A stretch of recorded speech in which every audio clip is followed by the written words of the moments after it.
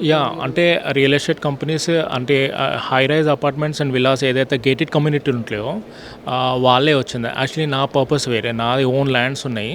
So ఒక 3-4 బ్లాక్స్లో apartments కడదామని development basis అనుకున్నాను. ఇట్లా డెవలప్మెంట్ బేసిస్ కావాలని వచ్చాను సికింద్రాబాద్ నుంచి. బట్ ఒకరిద్దరు ఉన్నారు రేర్లీ, వాళ్ళు కూడా నెక్స్ట్ మళ్ళీ మీరు 16th ఎడిషన్ పెట్టినప్పుడు మళ్ళీ వాళ్ళు అలాంటి వాళ్ళని కూడా మీరు కాన్సన్ట్రేట్ చేస్తే మాకు అంటే అంటే హై ప్రీమియం వాళ్ళు 20% ఉంటే 80% మన లాంటి వాళ్ళు అప్పర్ మిడిల్ క్లాస్ వాళ్ళు ఉంటారు కాబట్టి వాళ్ళకు కూడా గ్యాదరింగ్ ఎక్కువ ఉంటుంది, మీకు కూడా ఇన్పుట్స్ ఎక్కువ ఉంటుంది, మీకు కూడా ఫ్లో వాళ్ళు. ఇంకా రావాలి యాక్చువల్లీ చాలామందికి తెలియదు. ఇంకా ప్రమోషన్ గవర్నమెంట్ అనేది ఇంకా కరెక్ట్గా చేయాలి యాక్చువల్లీ. అది గవర్నమెంట్ ప్రమోషన్ ఇంకా సరిపోవట్లేదు యాక్చువల్లీ.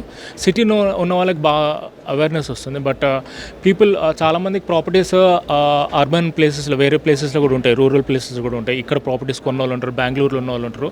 ఇప్పుడు వాళ్ళకందరూ తెలియాలంటే గవర్నమెంట్ యాడ్స్ కానీ ఎక్కువగానే ఇంకా కొద్దిగా ఎక్కువ ప్రమోషన్స్ ఉండాలి యాక్చువల్లీ. చాలామందికి ఆ అవేర్నెస్ లేదు. ఇక్కడ ఉన్న వాళ్ళకి రెగ్యులర్గా లోకల్ న్యూస్ పేపర్స్ ఎక్కువ వాడతారు. ఇక్కడ ఉన్న వాళ్ళు ఏంటంటే ఈనాడు అండ్ డీసీ వాడతారు, హిందీ అండ్ తెలుగు చూస్తే. అప్పుడు వాళ్ళకి ఏంటంటే వాళ్ళు లోకల్ ఇక్కడ ఉంటారు కాబట్టి వాళ్ళకి రీచ్ ఉంటుంది. ఆ పేపర్స్ మనకు వేరే రూరల్ ఏరియాస్కి వెళ్ళదు కాబట్టి ఈ అవేర్నెస్ లేదు. ఈ లోకల్లో ఉన్నది యాక్సెప్ట్